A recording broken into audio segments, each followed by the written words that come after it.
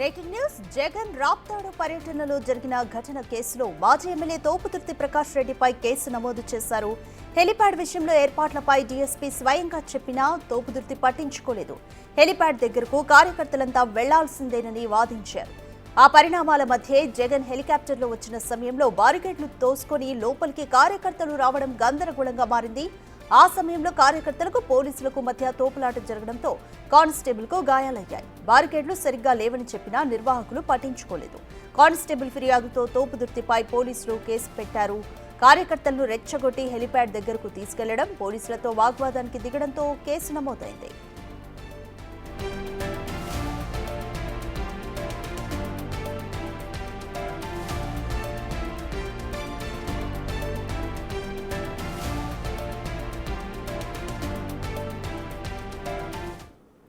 More details మా ప్రతినిధి యోగానంద్ అందిస్తారు. యోగానంద్, జగన్ రాప్తాడు పర్యటనకు సంబంధించి తోపుదుర్తి ప్రకాష్ రెడ్డిపై పోలీసులు కేసు నమోదు చేశారు. హెలిప్యాడ్ విషయంలో డీఎస్పీ స్వయంగా చెప్పినా కూడా తోపుదుర్తి పట్టించుకోలేదు అనేది డీఎస్పీ ఆరోపణ. కంప్లీట్ డీటెయిల్స్ ఏ విధంగా ఉన్నాయి?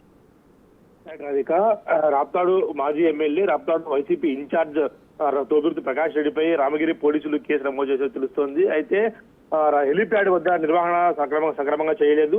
అనేక మార్లు డీఎస్పీ పోలీస్ అధికారులు చెప్పినప్పటికీ కూడా పెడచెవిని పట్టడం, అలాగే కార్యకర్తలు పెద్ద ఎత్తున మొబిలైజ్ చేసి హెలిప్యాడ్ వద్దకు రండి అంటూ కూడా ఆయన రెచ్చగొట్టడం మనకు తెలుస్తుంది.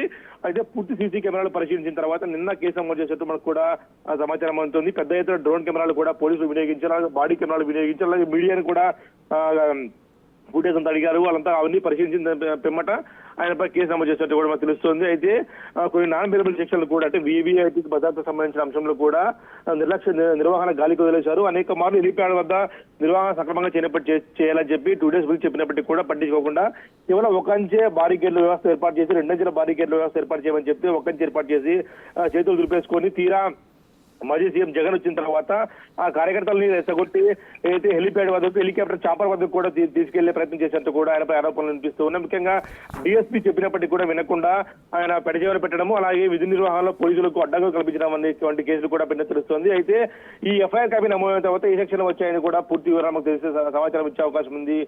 రాధిక, ప్రస్తుతం అయితే ఆయనపై కేసు నమోదు కావడంతో ఆయన రాప్తాడులో, అనంతపురంలో ఎక్కడ లేడు, కేవలం ఆయన హైదరాబాద్ పరిమితమని తెలుస్తోంది. Radhika, thank you Yoganand.